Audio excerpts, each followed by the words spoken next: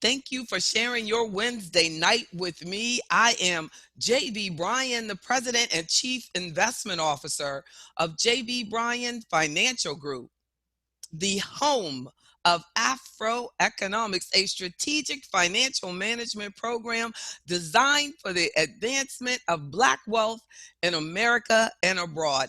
And when I really just have time, it has nothing to do with the money, when I have time, I am going to do that. Remember with the Big Mac when they did a huge campaign, 2 all beef patty, special sauce, lettuce, cheese, pickles, onions on a sesame seed bun?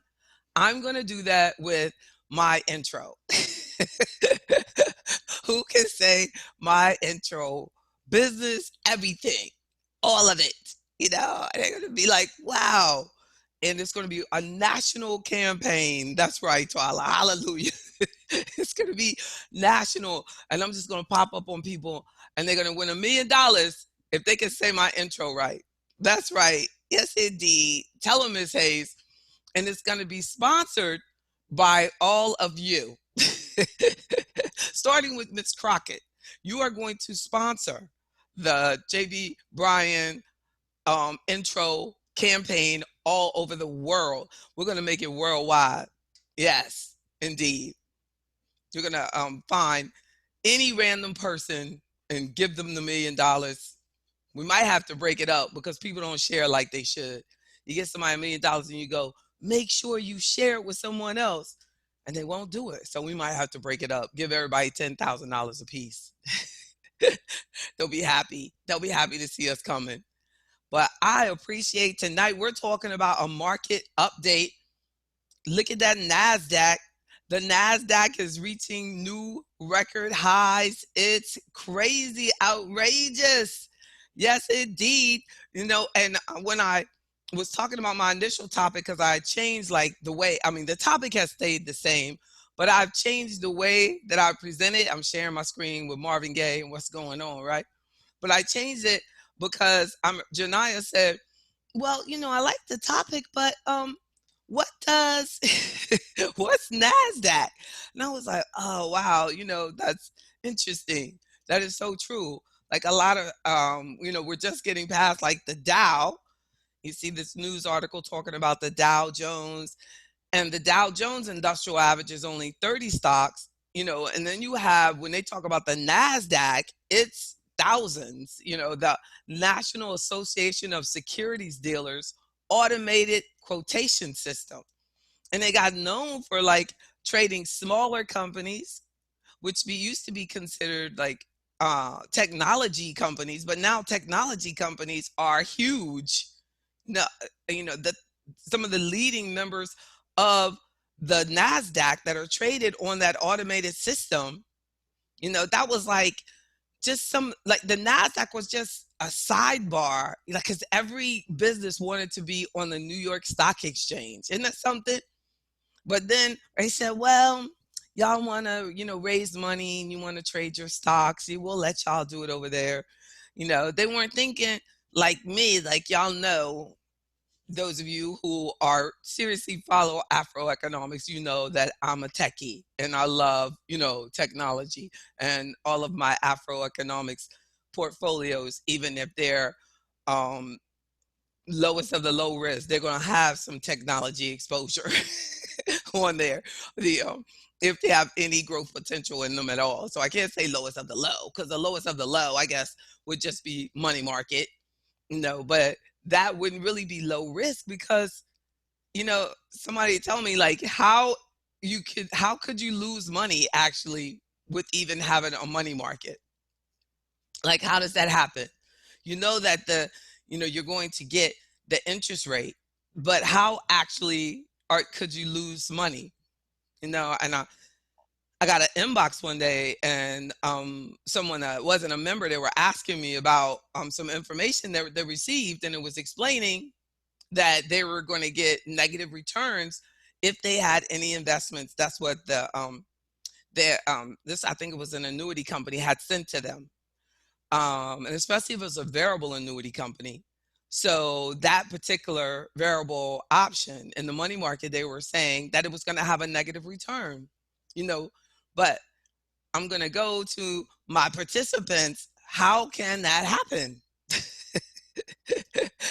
somebody somebody should at least guess. Like, so how can you have something that has promised you, like, just say your savings account. Your savings account has promised you that they're going to give you whatever interest rate that you're going to get on the savings account. But why is it actually giving you a negative return? Because the savings account is taxable. So after you factor in taxes and inflation, your real return could actually be negative because interest rates are so low. Isn't that something? So your buying power, like you could be thinking, well, I'm just gonna leave it here in the savings, in the and I'm not gonna talk to JB about, investment options or trying to get tax deferral on it or something, because if you do taxation correctly, then you'll also the here goes this person with the 12027 talking about hello AfroEconomics. Come in here one more time with that number and see if you don't get booted out. I'm serious. If you can't give up your name, don't say hi to us. All of us got our names out here, and you coming in 1207. Hi. What are we supposed to say back? Hello, 12027. Where's that? Is that your address? Because we could Google and find your address and your approximate. I can narrow it down to a couple of zip codes.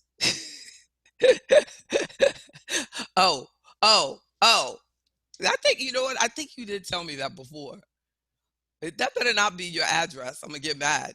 The y'all can't disclose that type of information. So continue to shows your name. You funny. I'm not gonna say it out loud. How you doing, Maurice? Oh, thank you. Thank you. I loved the Carl Nelson show this week. Carl Nelson is a good person. I do a lot of radio shows. I love his show. That is, I mean, seriously, every time he calls, I'm like, wow, I love it. Because those of you who listen to him are so intelligent. And I love your appreciation for information. Everybody doesn't like that. A lot of people don't. Thank you, Twilight. A lot of people don't like information, and they definitely don't like the truth. So when you're trying as hard as you can, and I really do, I really do, I pray that God continue to help me build and be able to bring more and share more. That it always feels good when you get into an environment that helps you grow. But so I've just really been thinking about this market, y'all. Like this, look at this graph. This is about the S&P 500.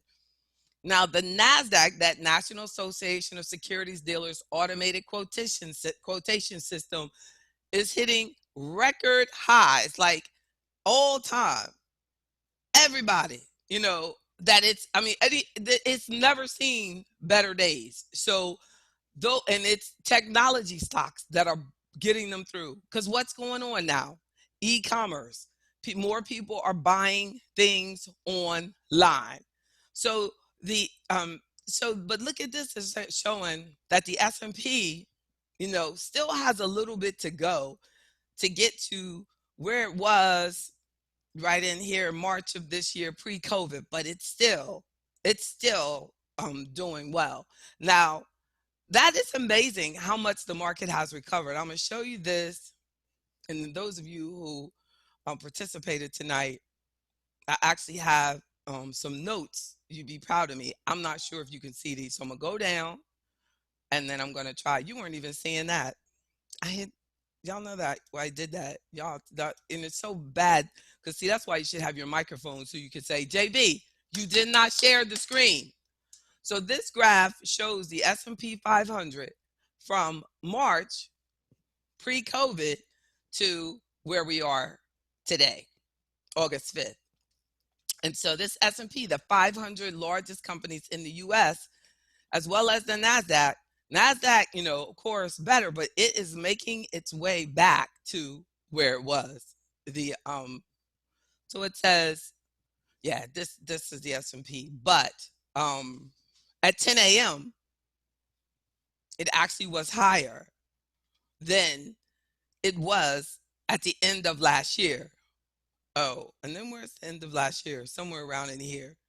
I don't know if that was, but then and this is the lowest that it's been. After COVID, it was down 34%. That was probably the next day. And um, I don't know, that's what happens when you use technology, right? So I want to go back to my notes. Look, I also want to talk about that. Did you see that flash of the stimulus checks? So I'm going to go to my Word document. Hopefully this switched over to the Word document because sometimes it doesn't. So matter of fact, I'm going to stop and make sure that you see it and then go here. So this, I want to show you as of the end of July, the S&P was up from July to for July, up over 5%. Year to date, up over 1%.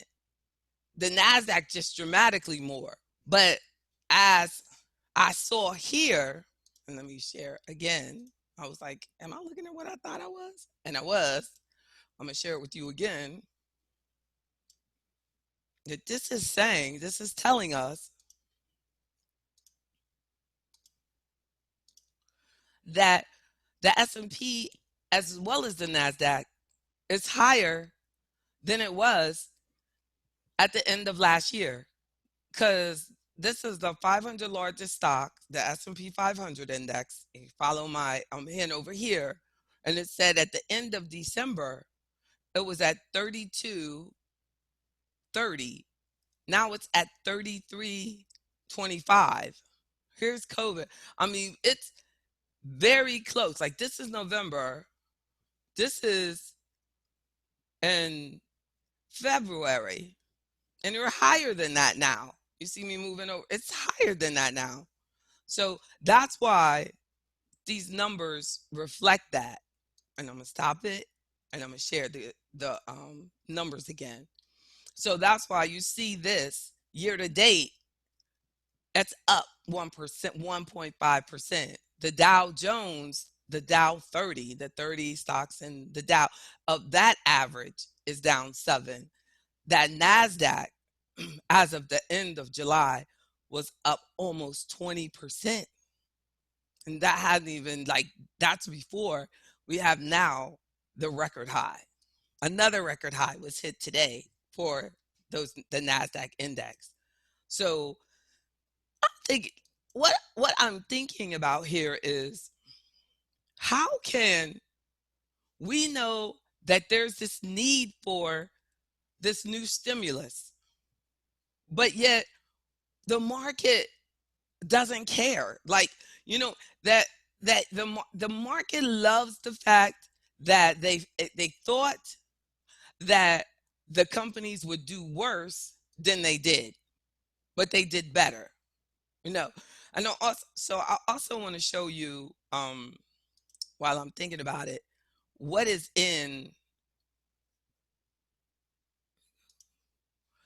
the Nasdaq. So these are considered like the most active, I think this is as of today, the most active stocks that were in the Nasdaq. This doesn't mean anything fabulous about them, but I just want you to know like what the Nasdaq looks like, what stocks are trading on that. Um, so you have American Airlines and the United Airlines. This is about activity. This is not about performance. Then it shows you like some of them that are more active are in the red, some of them are in the green. You know, Intel, Microsoft, Apple. But this is just saying, you know, this smaller company trading at $13.79 is the most active, you know, and it happened to have a good day. Um, but just because it's up on that day, that doesn't mean like that's a great investment. So we have to be very careful. I just want to show you that just so that you can see, you know, the different types of companies that are on that Nasdaq. You could also Google like what are the tops that are on the S&P 500? What are the stock, which we've talked about in members meetings before. But in no way this is just for information purposes, not trying to get you to or encourage you to purchase any of those. Remember, I'm licensed, so I have to be over careful to do the disclosure that I am not soliciting you in any way. I encourage you to join so that I can get to know you and give you individual financial advice. Oh, you couldn't see that. Well, you couldn't see the well. I'll make sure that you all see whatever else I share. Now, I'm going to share something that that's what I was sharing, like the most active companies that were on the Nasdaq today, and then I'm going to share something that's behind this. I got to stop sharing in order to share it. It's the screens cover up. I think this is good. This was on March 25th. Check this out, and I have a Q&A. Do you know? I think you're asking me, do I know why the stock market recovered so quickly, or is that what you're asking? Or what is my opinion for why I'm going to do this other one? The market recovered so quickly. I kind of grazed across it, but when economists said, I think this is the I think that, well, even for each company they'll give a projection. An analyst that is following that publicly traded company. So let's say XYZ company, and the analyst that's following XYZ company says, I think that their earnings are going to go down by 35% based on the impact of COVID and whatever reason that they have to give these valid reasons of why they feel that the market is going to go. This particular stock is going to perform this way. So when the earnings actually come out, or they'll say, I feel that their earnings are going to go down by 35%. And then the earnings come out and they're down by 30%. The market sees that as a good sign. And that's something. Because even though it's bad, it's not as bad as wasn't what it was anticipated.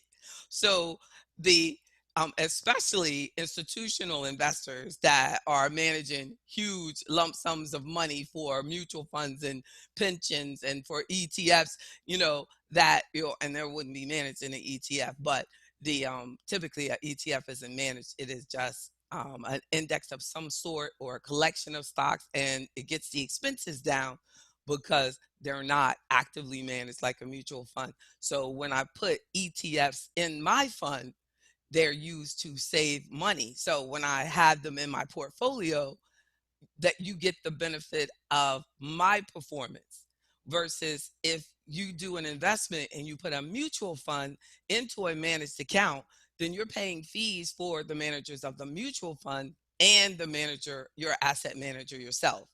So my clients with my portfolios don't have to pay the mutual fund fee on top of, with a fee. If there's a fee for me, you get the benefit and you're buying the ETF that doesn't have those 12B1 fees and the charges of mutual funds, because mutual funds are actively managed.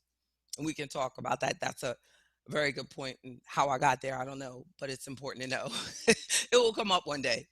So also, a reason that I feel why the market is doing well and the individual person still isn't, is because look at this headline. More than half of U.S. households have some investments in the stock market. Now, that was March 25th of this year. So they were trying to say look at this market, it's gone down like this. More than half of US households have lost money, in this, and they're like, through your work retirement plan, is the most popular way that people are being exposed to the market. But the fact is, it's not really that much over half. All families, 52%. So they said more than half. It is more than half. But sometimes when we think about more than half, we're thinking that, wow, that's a lot of people. It's basically like half of families have some sort of direct or indirect investments in the stock market, meaning it could be through your mutual funds or through your portfolios that are managed by advisors, whatever. There are about 52% overall. And I love that they broke this down into race and ethnicity, because of that 52%, the overwhelming majority of that are white people. And that's something. With a median household um, income of over 50,000, where 31% are black, and then the Hispanic 28%. Isn't that something? And then it says the amount of assets families hold in stocks varies considerably by income. So they're saying like that our average income is lower, so they think that that's why we have a lower level of participation. So among those with incomes less than 35,000, the median amount held in stocks, okay, is less than 10,000. So the income is here. That's the percentage. So this graph, this part over here goes with this part over here. But this is still holding true, that the median holding, this is right. Okay. So this is saying that 31% of black households have on average 12,000, not the income. 12,000. This is the income of, but it doesn't break down the income. But I think in the words, I did see the income, because it says among white, the median is about 51,000. The median for black households 12, but I don't know if that's income either. No, that's invested in stocks. So but most importantly, we don't have a lot of our assets in the stock market. So that's the biggest point for us to pull out. The also, it looks like the higher the income, the more likely the person is to actually invest in the market. So over here is household income of over 100,000, 88 by income over 100,000, 88 of those surveyed with a median household income of 138,000 are participating in the market. I don't know how much value that has, but with the key here, I want us to take home is I believe that I need to work harder. I need to get more of us participating in the stock market.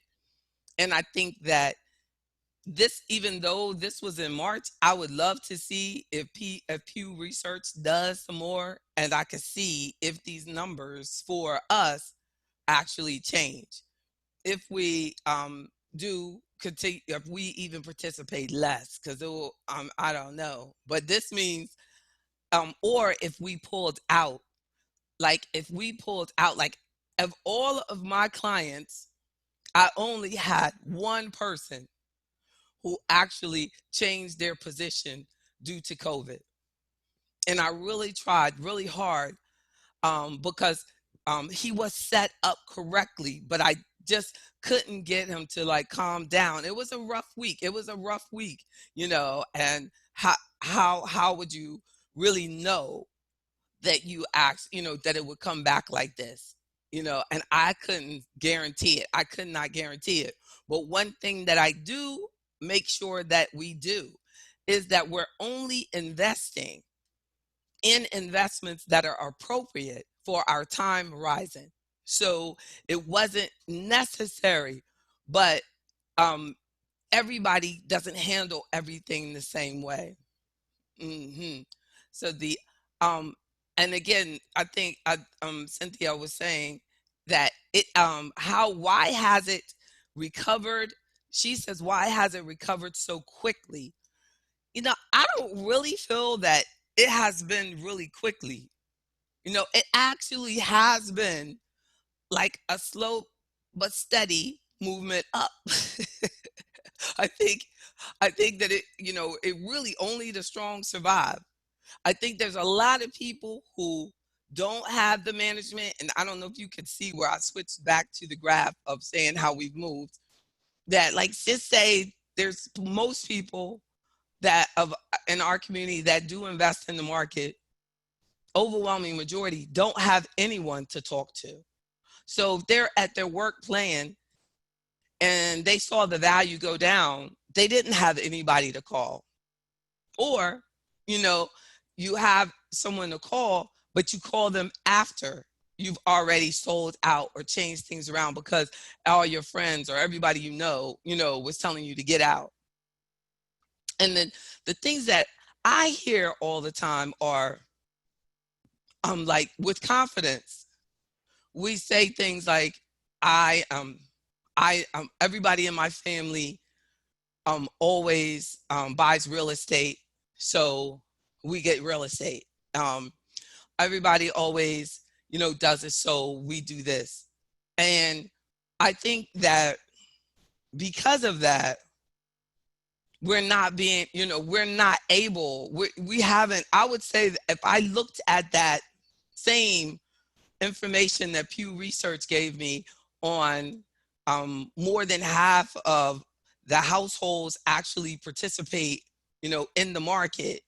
Um, would this change at all from 20 years ago where Blacks participate? Let me make sure I got my categories right.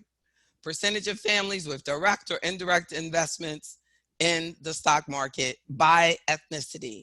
And this is Blacks participate by 31%, holding on average around $12,000 in the market. Now, when I tell a lot of you that you are statistical anomalies, I really don't think that you get it. Like, I don't think that realize when you have 100 or 200,000, investment portfolio with me, that, how that is different. Or you have, the that how, so, but it's not rare for us to do a mortgage for $500,000 or $600,000. Why do you think that we do that? Like, why do you think that we feel comfortable with putting money into a mortgage, you know but not comfortable with participating in the stock market? And man, one person said, Miss Stimmy said, that you can show off a house. Yep. Lack of knowledge. Dr. Williams says because it has a fixed amortization schedule. You funny. That's exactly, you know what? I know. That's exactly why our grandmothers and grandfathers had to have it, because they said, look, I got to have a fixed amortization schedule. And I want to know what my principal amount is going to be in 28 years, right? I know, Twila, get on. Thank you for believing in us. Exactly. Mr. Lewis says, I've heard a lot of people think that they can sell it for more and make a profit. That's right. For the gain, they feel. We were always led to believe that the stock market is not for us. That's right.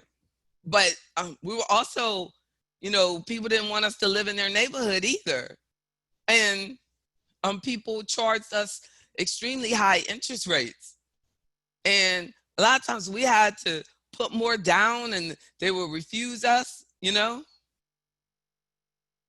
It's interesting, isn't it?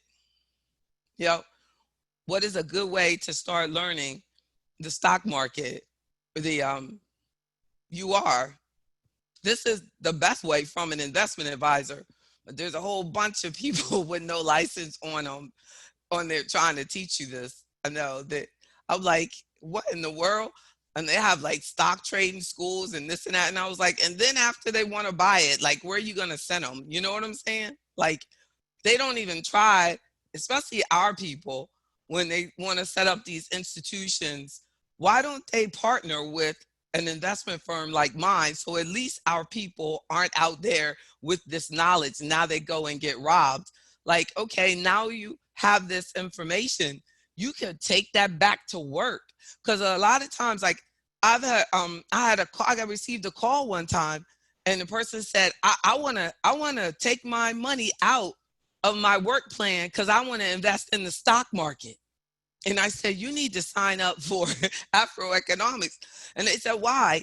I said, because you have the stock market in your work plan and you don't even know it. They don't even know it. They don't have any idea what that fund is at work. So they get out of a mutual fund, say they want to buy Facebook. They go, I want to get out of the work plan because I want to buy Facebook. When they're in their, that's hard to find a plan or a mutual fund or ETF or any that doesn't have Facebook in it. So they, so we don't understand. That's why I was saying that. So this is considering that research is considering people that are in work plans also. But when we're in the work plans, we're still not choosing the options that will give us the appropriate long-term growth potential for our goals. So that's where we make our biggest, biggest mistake. So I see more and more employers who are adding registered investment advisors to their company retirement account as an option.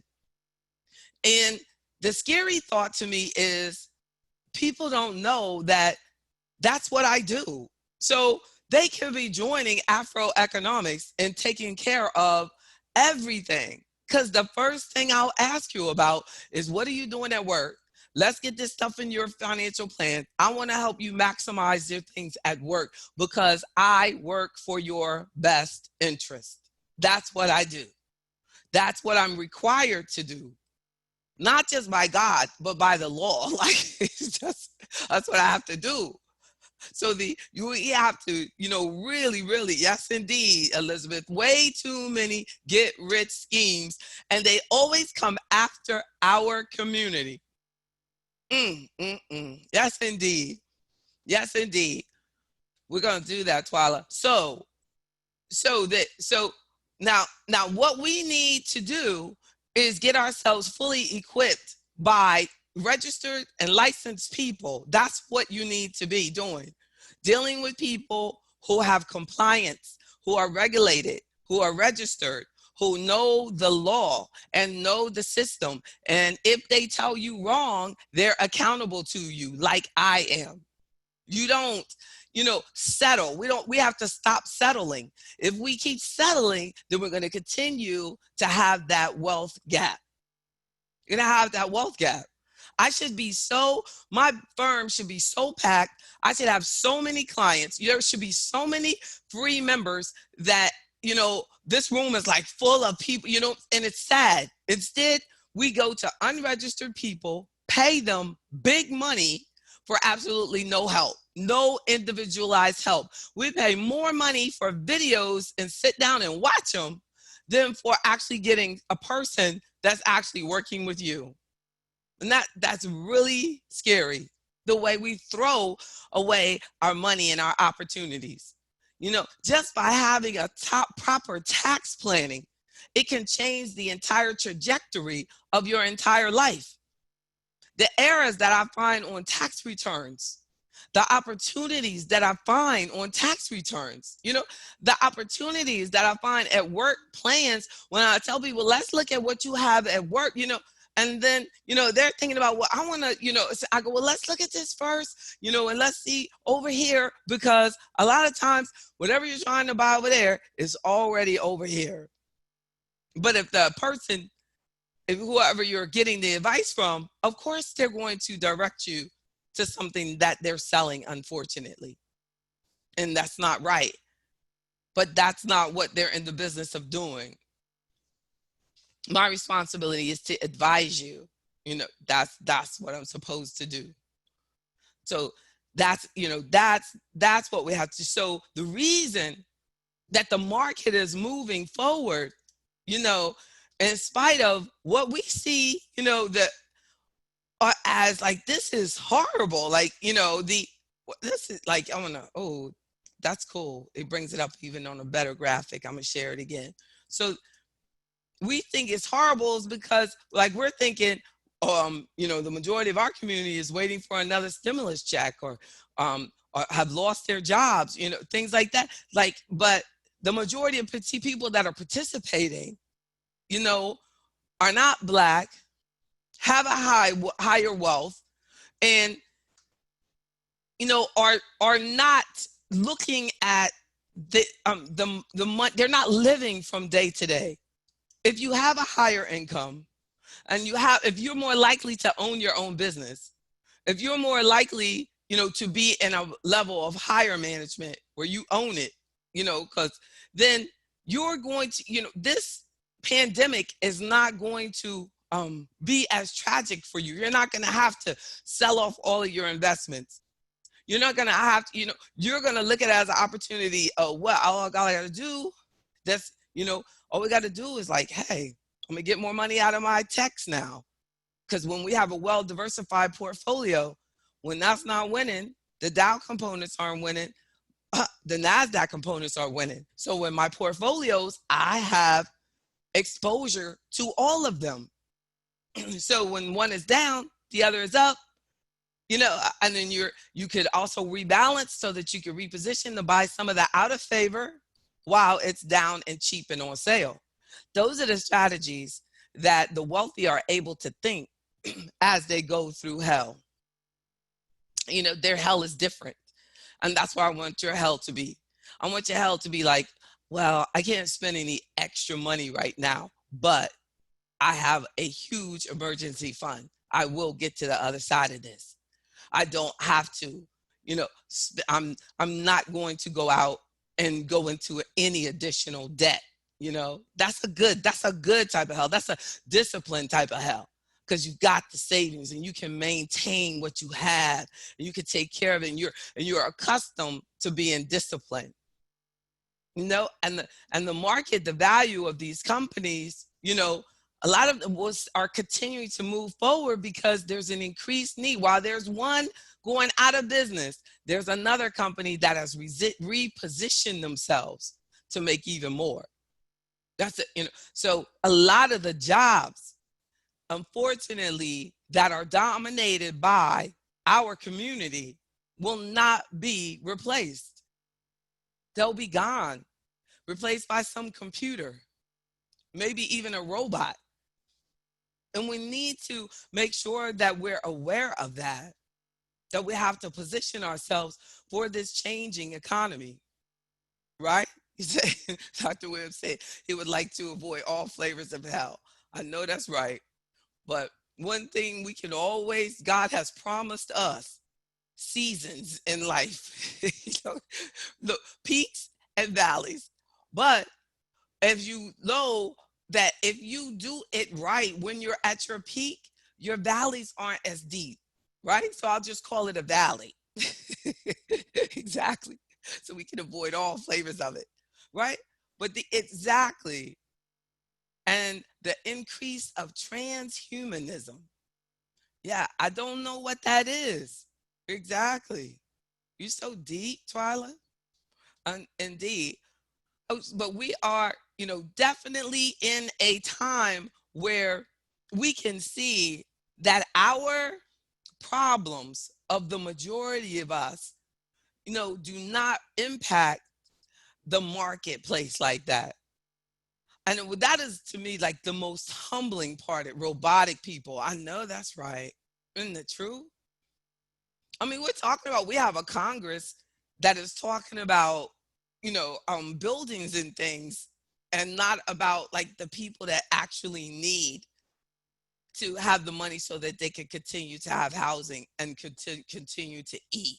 You know, it's a, it's amazing.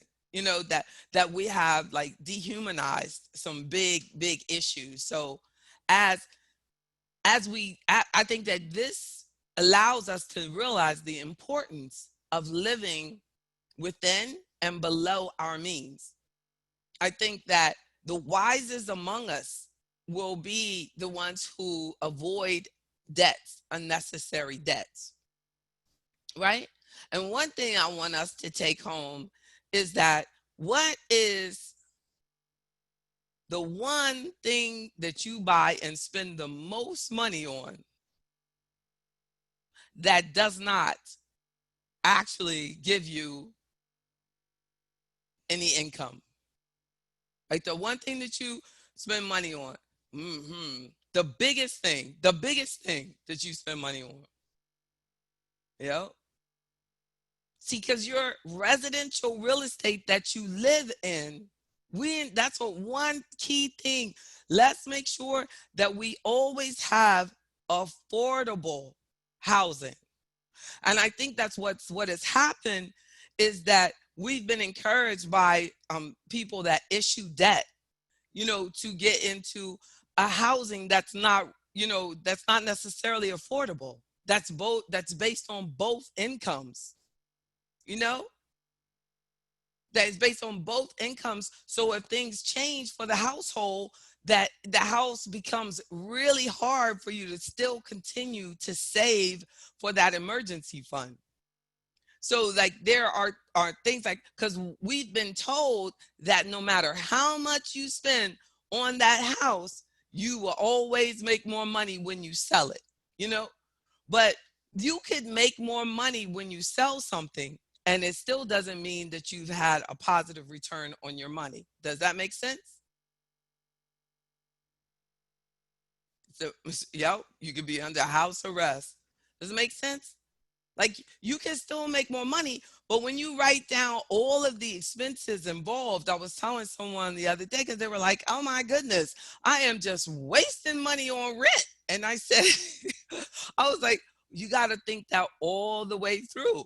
And they were like, "No, no, no. The mortgage payment will basically be about the same thing as the rent." I said, "Well, you have to really think it through, because if it's just you and you get a mortgage and it is more utilities, if it has more maintenance, if it needs a roof, if it needs a water tank, if it needs, any type of, it's going to, it taxes, additional insurances, then it's going to cost you more.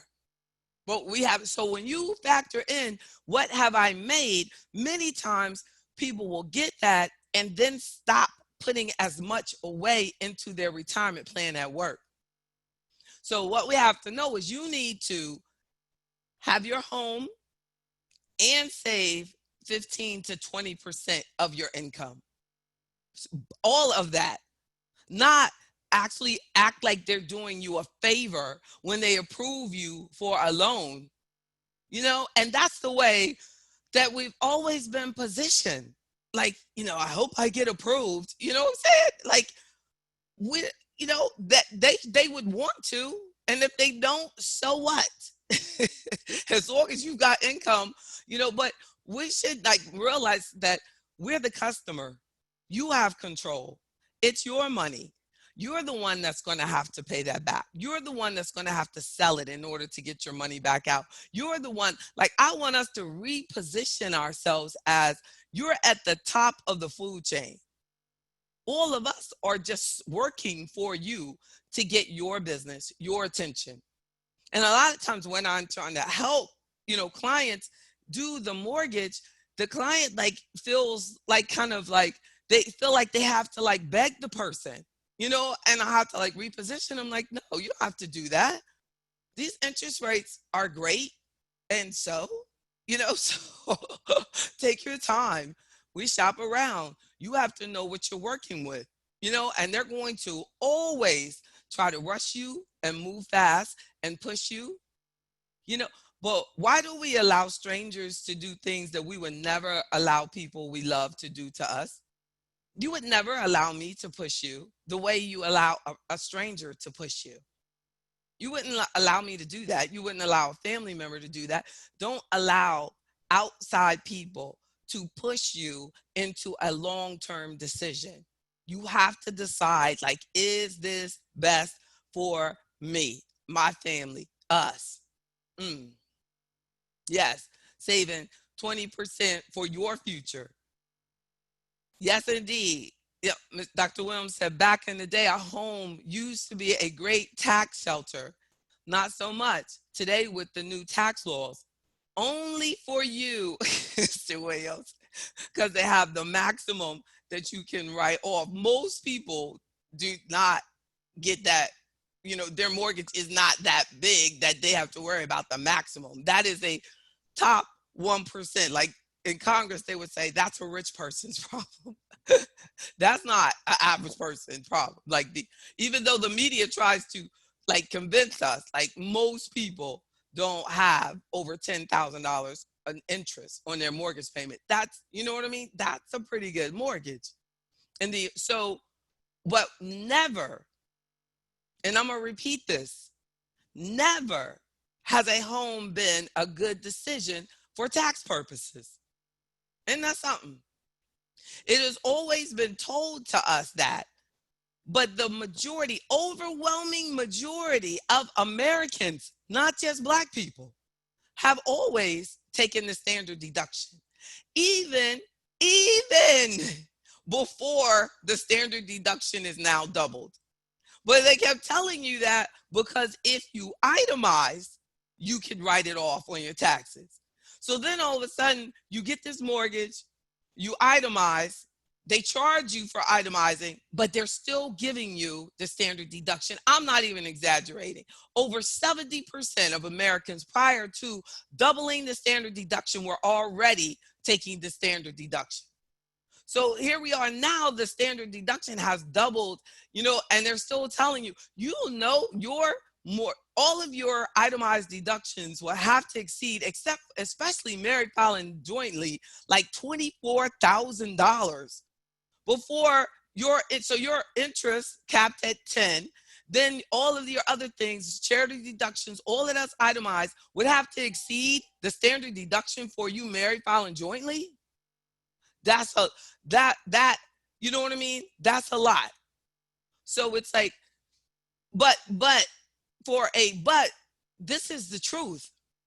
It has always helped the wealthy because they were able to do that extreme amount of mortgage interest.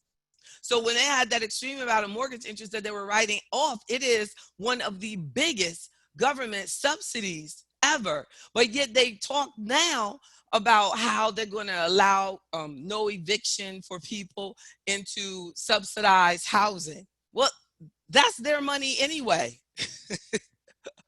They're getting government money. It's government subsidized housing. They're not doing anybody any favor. It's the people who are not in government subsidized housing that aren't getting any help that also need to have the eviction protection. So, but back to the point of, actually that mortgage interest is a huge subsidy that far exceeds that subsidy for subsidized housing by allowing people to write off the mortgage interest. Isn't that something? And they're only controlling it now, but it was much higher. But they convinced us that people on welfare were actually pulling down the system. And that's something why they let billions of dollars go for people can buy these huge homes, write off the interest. That's, if you think about it, right? But for the average person, did not have the tax advantage as much as starting their own business would have. Direct help for them, having their Schedule C. Also, participating in the work retirement plan, putting away money, reduces the taxable income dollar for dollar. Dollar for dollar. But we're not thinking, we're not, we were not told, we weren't told that, hey, you wanna save money on your taxes, you gotta get in that work plan. Matter of fact, they're gonna give you a match on your money. That's you gonna have some money. Get somebody help you set up that allocation correctly. Nobody said you could actually, there has been research that it was this white man in New York. And the first time, it was years ago that I found that. And I said, I've been looking for this research. But then also a college did it. Y'all should look for my video. And I did the study on Channel 6. And Bill was like, all these years they were telling me you wasting money if you rent. I said, well, it is if you're not doing anything else with your money. But there are much more effective things to do with your money. Start your own business. Like if you can minimize your housing expenses, take that money and invest it properly, you will easily, based on historical performance, outpace residential real estate. That Ms. Davis said, it's hard now to convince so many of my coworkers of the free money they're missing out on by not utilizing the retirement plan at work correctly. I know that's right. It's sad. And the more you try, the more they turn you off. They gonna turn that, they gonna treat you like JB Bryan. Click. White folks on welfare that weren't being demonized. Yeah, they were getting that. They were getting that. They know. They know. They were, I was we were watching All in the Family the other day, and you know how racist the beginning of that show, that song is? Like, there's no welfare state. Da, na, na, na, da, da, da, da, da, da, da. Saying like that. Oh my, I was like, whoa. But I'm not gonna say necessarily racist, but definitely, yeah, Archie Bunker. Then the beginning of that song, those were the days. I mean, it should just basically be called Make America Great Again show. Because that's what he's talking about. Like that I mean, it was so totally inappropriate. Right? It's sad the things that we ever let go by. Also, I want to make sure y'all have, like, we have been going, but that is the so we talked about that, we talked about the markets, we talked about, I want to go back to make sure that my notes, and I will send that to you, that oh yeah, you'll like this before you leave me. The I know, though I'm gonna try to share it. No, I'll send it to you. So this my document. Yeah, it's funny because Carol O'Connor was a staunch civil rights advocate, right? Exactly. Good. Good. That's good to know. Yeah, because he did, like, he probably didn't he do in the heat of the night, like he had to balance it out. Probably he was like, that's too much, I can't do that, people hate me, I'm not really like that. This is, go Elizabeth.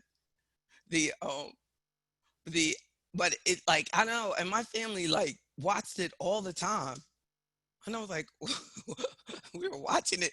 I don't know why we were watching it. It was just watching it, but it is funny. The So this is just some of the consumer things that maybe also have contributed to why the market is up. Look, the gross domestic product, meaning the amount of goods that are being produced, is monitored regularly, and it went down. Like, companies are not producing as many products, are not selling as many things, not providing as many services. It went down over 32, almost 33%, but it was expected to be worse. Unemployment rate declined in June to over 11%, but the black numbers are like over 15%. And the for specifically for just us, and the but almost 5 million jobs were added back. Someone's saying something. Elizabeth, he broke many. Carol O'Connor. Oh, You can't see you can't see the screen. You can't see the white document. Can the rest of y'all see my white document? Could y'all see that? Oh, you could see it. Oh, I don't know what's up, Maurice. The and then retail sales were up. This is as of whoa. That was as of. Can you see it back? That was the end of. This is the Oh, this is in June. See, we're gonna always be looking at a delay, even though this came out at the end of July. Auto sales. I saw an interview on that the other day. Clothing, furniture, electronics up. The output for manufacturers increased by 5.4, and mines manufacturing jumped by 7.2. The output up. The housing starts up. Existing home sales up. The largest monthly existing home sales ever. Goodness, the ever. Wow. Rosita said a couple of her neighbors got cars. Wow. Great show. Oh, thank you, Elizabeth. You know, people are buying those cars. They said that car sales are up and their inventory is down. So they're not sacrificing on the price. Like it's the zero interest rate, Some, if they I guess if they have to have a car, if they need a car, I just hope it like works out. You know, I I, I need a car, but I'm not trying to buy anything. Durable good orders increased 7.3. I don't really need a car anyway. 86% leap in orders for new cars and trucks. That's crazy. Mm, mm, mm. Like the 10-year, the bonds are down. Interest rates are crazy. The Yes, indeed. Just repairs. Good for you, Elizabeth. Just repairs. You should have a hair index. As soon as the pandemic was lifted, if you own your own beauty shop or barber shop, right? You'll be an instant billionaire. I know that's right, Dr. Wills. That's so true. So true. A lot of people like already going though. The in the Mr. Travers says rich don't want to ride the subway, buying cars to drive in, right? Indeed. And they don't want to be in the car with somebody else or somebody else has been in. Yes, he is. Miss Hayes said you're hilarious, Dr. Williams. He sure is the indeed. Exactly. You know how rich people are. They're always hilarious. He's blessed. We are blessed as well as you, all of you, literally. My pack of blessed people. You sincerely are. But I just wanted to share tonight just some ideas, just for us to talk about some of these things um, that I will send that out either, in the morning or tonight. And the I also want to show you where this Pew Research is. Going to Pew Research, and you get to see those numbers. I'm going to increase those numbers. I'm going to continue to encourage us to participate in the stock market, make managed decisions. No, but I still say, and you all know it, that if you had to choose, their house still is, at least has the potential of giving you a return on your money. A vehicle is not going to do that, in most cases. So yes, indeed. Um, if we had to say what's the biggest waste of money, especially in our community, would be probably the vehicles, overpriced, the unnecessary ones. It would be great if we could get into a position where when we bought a car, we looked at them more as disposable, just as a point A, point B. But for us, they've become, you know, um, for people, like, don't get me wrong, like sometimes I'm talking to you all, but it's not applicable to you. Grant, I'm telling you, like, a lot of you have the money to do everything that you do. I'm talking about when we try to do the things way too early and they stop us from being able to save, so that, because I think people live longer than they think. And you kind of think, well, when I get 60 years old, like, you think that you're going to be like real old, so it's going to be too late. Like, 60 is young. I have clients in their 80s still going skiing and having a good time. Believe me, y'all.